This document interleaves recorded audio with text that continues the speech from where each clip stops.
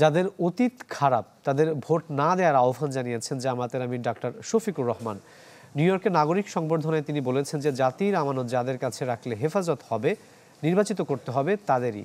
যুক্তরাষ্ট্র থেকে সিদ্দিকুর রহমান সুমনের পাঠানো তথ্য ছবিতে দেখুন ডেস্ক রিপোর্ট। কি বুঝলেন ভাই? অনলি যেটাই চাই।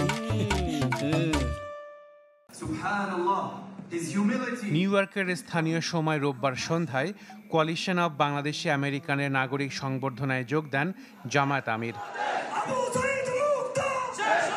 প্রধান অতিথির বক্তব্যে তিনি আহ্বান জানান যাদের অতীত খারাপ সংসদ নির্বাচনে তাদের ভোট না দেয়ার। এরকম যারা অতীতের রেকর্ড খারাপ, বর্তমানেও আমারও যদি খারাপ হয়, আমরা অনুরোধ করবো এই ভোট, এই পবিত্র আমানত আমাদেরকেও দেবেন না। এই বিভাগ দিয়ে বাস বিচার করে জাতির আমানত যার কাছে রাখলে এটার হেফাজত হবে আপনার আস্থা এবং বিশ্বাস জন্য।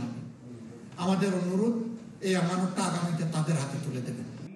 জুলাই হত্যার বিচার নিয়ে তিনি বলেন, অন্তর্বর্তী সরকারের মেয়াদেই দৃশ্যমান কিছু রায় দেখার অপেক্ষায় দেশের মানুষ। পরবর্তীতে ন্যায়ভিত্তিক সমাপ্তি টানবে নির্বাচিত সরকার। এই সরকারের মেয়াদকালে সমস্ত হত্যার বিচার করা সম্ভব নয়, তবে তাদের বিদায় নেওয়ার আগে দৃশ্যমান কয়েকটা রায় দেখার জন্য জাতীয় অপেক্ষা করছে। এরপরে যারাই সরকারে যাবে, আল্লাহ যাদেরকেই মনোনীত করেন তাদেরকে অবশ্যই এই বিচারের ন্যায়ভিত্তিক সমাপ্তি টানতে হবে। ক্ষমতায় গেলে মাতৃত্বকালীন নারীদের কর্মঘণ্টা কমিয়ে আনার ঘোষণা দেন ডাক্তার শফিকুর রহমান। মাদেরকে বাড়তি আর একটু সম্মান করবো, যেটা হবে তাদের প্রতি ইনসাফ।